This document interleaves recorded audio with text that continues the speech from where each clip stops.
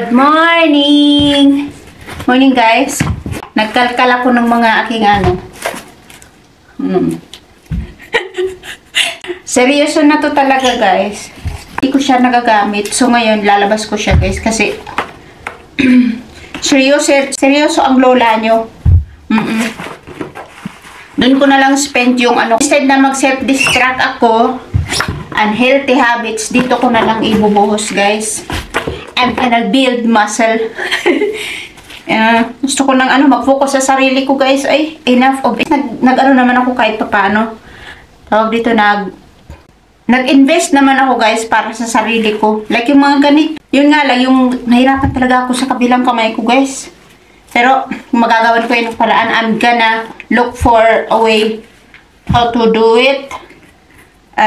With caution, siyempre kasi may mga bawal talaga sa akin. Ano yung dapat, tapos nadidistract tayo ba? Mga unnecessary na meron din ako ditong rubber. Tapos sabi ko, bili kaya ako. Din naisip ko parang meron ako noon. And then, nakita ko ngayon, may box ako dun sa ilalim. So, ito yung bumugad guys. Ito siya. So, inilabas ko lang. Hanapin ko pa yung iba. Ito na guys, O, ito naman, nakalkal ko doon sa baba. Ayan.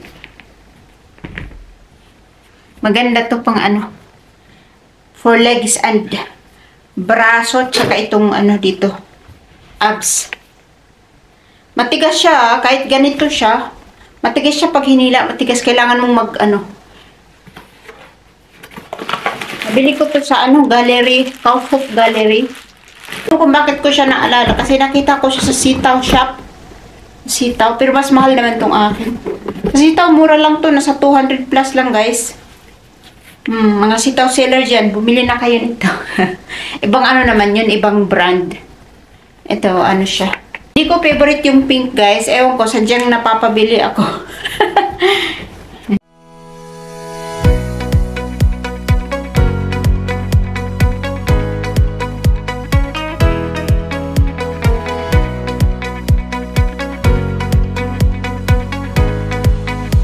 Okay na. Wow.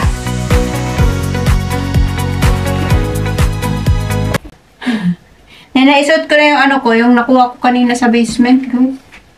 Haba, Lex.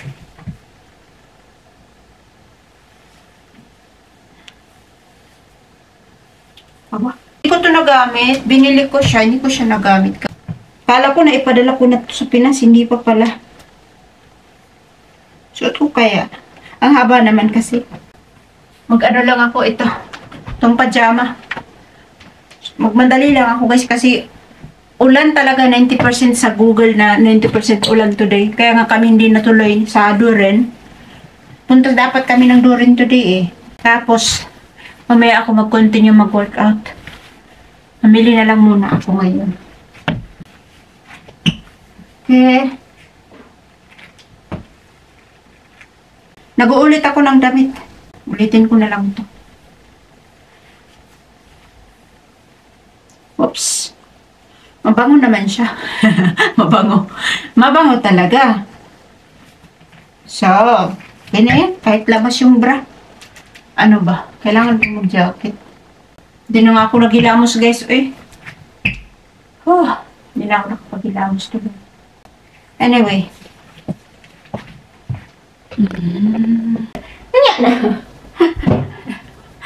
Back to decaf tayo guys.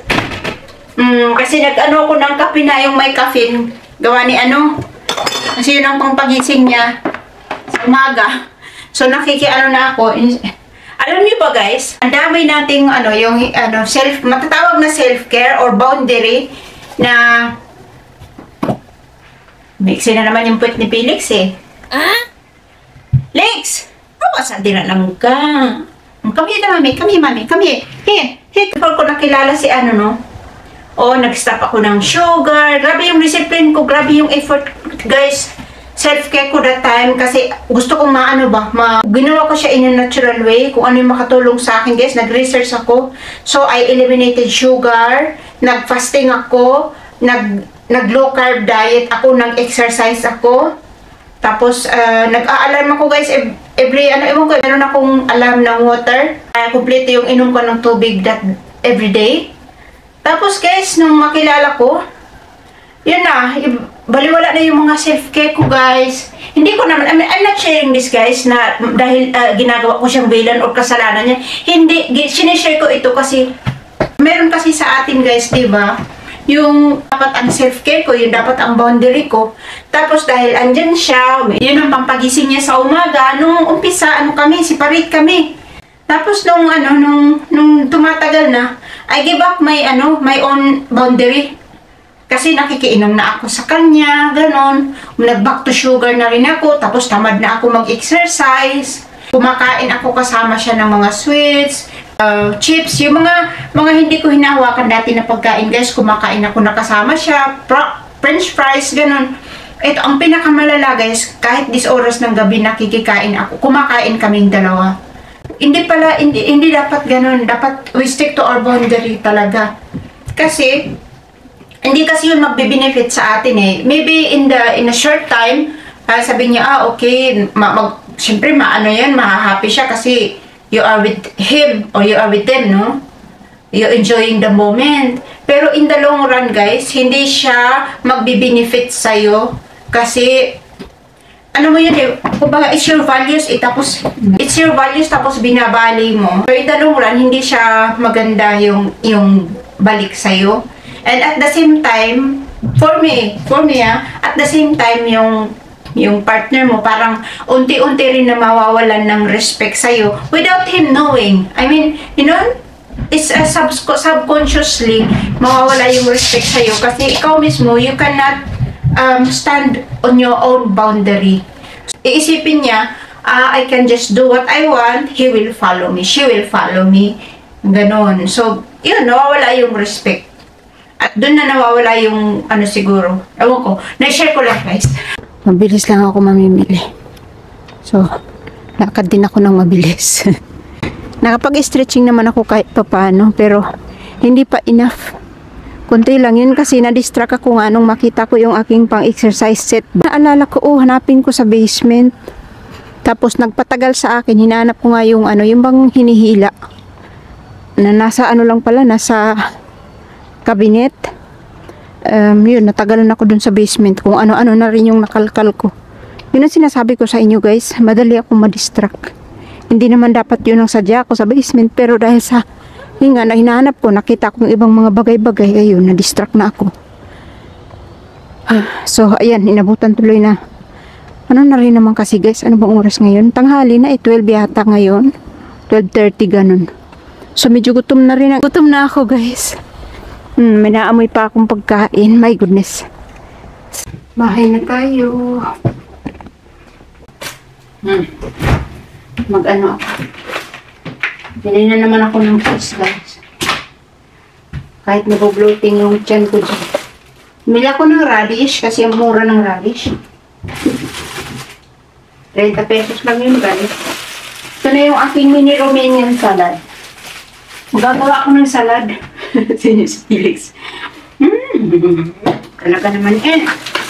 Tapos meron akong cherry tomato. Dami ko pang tomato dito guys. Hindi pa nga nababawasan. Hindi pa siya bawas. Bumili ulit ako ng bago. Favorite ko kasi itong maliliit na tomatoes. Lex! Hawas sa Lex. Hawas sa alis mo na ba? Bumili ako ng frozen na ito. Ang mahal kasi nito guys kapag dito, ito half kilo na siya. Ihahalo ko siya sa yogurt. Nigarat naman taong kapag ayo. Uy! Maya na ba? Maya na. Jesus. And meron na akong decaf na coffee. Mag-decaf na tayo. Wala akong sugar, wala akong milk. Ay. Wish me luck. Tapos meron akong 1 kilo ng para sa ating protein. Turkey. Nakakasawa na yung chicken. Tingnan niyo si Felix, tagumpay. Tagumpay ka na dyan ngayon. Ito mo dyan. Bilan ko kaya si Felix ng guys. Meron ako nakikita online na bag, na pwede siyang, ewan ko lang kung pwede kay Felix yun.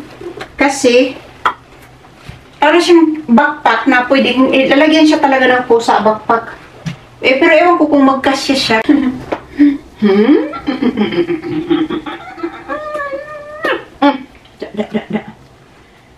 Ay, naku, Felix. Alam niyo ba dahil kay Felix, nakakalimutan ko yung aking lungkot. Nakakalimutan ni Mami ang lungkot ba? Kasi meron si Felix eh. Ayun. Magawa na ako ng salad guys, para makakain ako ng brunch. Gawa ako ng brunch. Nakalimutan ko yung mixed veggies, meron pa akong isa. At least meron pa akong isa dito. Gawa ako ng salad, lagyan ko ng ilaw yata to. Avocado, radish, nainkan. Kasi baka magawa ako ng tinapay, gamitin ko yung eggs. Paano ako nyo makapag-chop-chop niyan? Merong ungas dito, Hindi talaga siya umaalis, guys. Hindi siya umaalis. Magkape ako, nandun din siya, nakaupo. Inaabangan niya ako. Mag-exercise ako, nandun lang din siya. Sabay ako, nandun lang din siya. Kahit minsan sa pag-wiwi sa gabi, naku, munti kong maapakan kasi nakasunod. Ano ko ba dito? Kawawa naman. Siguro iniisip niya ba? Baka iwanan siya. Hindi man ikaw iwanan, Mami Lex.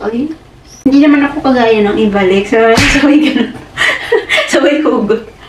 Hindi, okay lang yun. Ganyan talaga. Siguro yung time namin for each other is just over. Kung ano man yung ginampanan niya na role in my life, is tapos na. Kung ano man yung inassign sa kanya ng universe to teach me a lesson, is tapos na. Tapos siguro ganun din ako sa kanya. Tapos na yung assignment ko from universe for him to learn and grow. Yon. Di ba, Lex? Tama ba, Lex? Mabing buhok mo, Lex. Uy, alis ka na dyan, Lex. Ayoko yan ihalo sa salad ko, Lex. Oh my goodness, uy. Magsuklay tayo mamaya. Tapos kinuha niya pa guys yung yung rubber ko na pang ganun. Kinuha niya. Sa akin yun eh. Unahin natin tong Kasi yan ang unang binili. Yan din ang unahin kong i-consume. Uy, ano yan? Umayos ka dyan. Hindi ko na ako makaano dito. Mag-ano na lang ako ng kape ko dito sa aking pantry. Ito yung aking pantry, guys. Pakita ko lang. Ayan. Ayan yung aking pantry, Alis na dyan. Alisin ko na yung bag, guys, kasi hindi yan titigil. Bibili sana ulit ako ng food ni Felix. Kaya lang sabi ko baka bumigat na yung dala ko. Kaya hindi na ako kumuha. Alis na dyan. Hintayin ko siya bumaba, guys, kasi malinis na yung aking shopping board, guys. Inaandar ko yung aking dishwashing kagabi. So, sabi talaga yung life, mapaglaro. Mapaglaro ang buhay minsan. Kayo po, kamusta naman kayo? Shout out nga pala sa inyong lahat. Nagtanong kung napapanood daw ba ni yung itong vlog. I don't think so po kasi inalis ko po siya dito. Inalis ko siya, guys, kasi it's for my peace of mind. Kasi ayokong isipin na every time nag-upload ako na nandun siya, tumitingin siya. Yun, or to remind, no? Ayoko nang ganun, guys. At saka kahit sa kahit sa Facebook ko, inalis ko rin siya. So wala siya, hindi niya na makikita ito, guys. Unless ng panibagong account, hindi niya gagawin yun. At kung gawin niya man, labas na ako doon. Basta yung akin, I did my, kung ano yung sa tingin ko ay makakatulong sa akin. So yun, guys. Kaya nga ako kaya ako matagal nag-vlog nga kasi syempre pinag-iisipan ko. Pero wala naman akong guys, masamang sinabi tungkol sa kanya. Wala kasi paano naman tayong bitter kung ganun, no? Ako naman, tanggap ko naman yung nangyari sa amin. At saka guys, yung tawag dito, yung nangyari naman, hindi naman ibig sabihin na masama yung tao. Hindi ganun. nagkataon lang talaga na ano, hindi na kami happy. Hindi na ako yung gusto niya. Parang ganon, di ba? Or baka meron siyang gusto na hindi niya nakikita sa akin. Para sa kanyang kinabukasan. Yun. So, understandable naman yung mga ganon, guys. Hindi natin, hindi natin saklaw. Kaya nga, mula umpisa pa lang,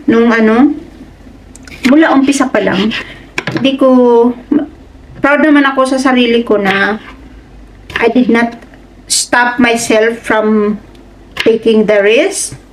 Kasi yung naman is, it was beautiful. It was beautiful time together, guys. Beautiful experience na hindi ko ipagpapalit, no? Kasi kung hindi ko yung ginawa, guys, hindi ko maranasan yung saya namin.